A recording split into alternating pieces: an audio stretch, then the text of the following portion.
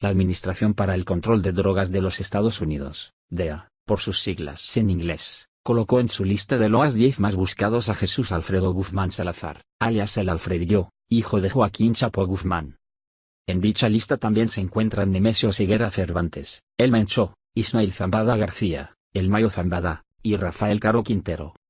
El Alfredillo es buscado por los delitos de conspiración por posesión e intento de distribución de sustancias controladas, además de conspirar para importar y exportar sustancias controladas para su distribución. Fue la Corte del Distrito Norte de Illinois, en Chicago, quien radicó estas acusaciones a Guzmán Salazar, a quien se le acusó de coordinar entre 2005 y 2014 el trasiego de cocaína, heroína y marihuana de México a Estados Unidos.